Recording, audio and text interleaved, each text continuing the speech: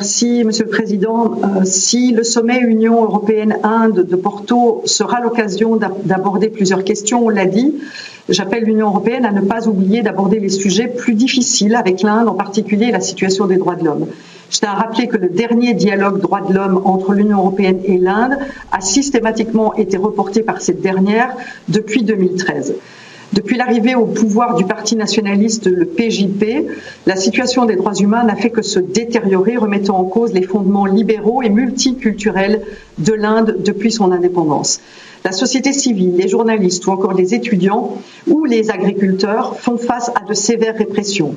Vous savez tous, par exemple, que le bureau d'Amnesty International en Inde a été forcé de stopper ses activités suite à des représailles du gouvernement.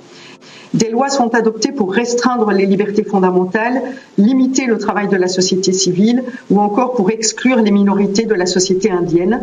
La modification de la loi sur la citoyenneté ou la législation sur les contributions étrangères ne sont que quelques exemples. Ou encore de citer la question de la peine de mort. En mars dernier, le pays a procédé à une nouvelle exécution, faisant ainsi fi de tous les efforts qui avaient été entrepris en vue de l'abolition de la peine de mort. Je pourrais aussi parler de la situation du Jammu et Cachemire, où des raids de nuit, des coupures de communication, des arrestations arbitraires sont utilisées pour réprimer les populations locales. Le rapport de la haute commissaire des Nations Unies pour le droit de l'homme et les rapporteurs spéciaux sont accablants en la matière. L'Union européenne ne peut pas ignorer cette réalité et doit saisir l'opportunité de ce dialogue pour exiger de l'Inde le respect de ses obligations en matière de droits humains, qui doit être une condition préalable à tout renforcement des relations économiques. L'Union européenne doit exiger la libération des détenus d'opinion et des défenseurs d'opinion, ainsi que l'annulation des lois liberticides et celles qui visent à exclure des minorités ou à empêcher les ONG de travailler.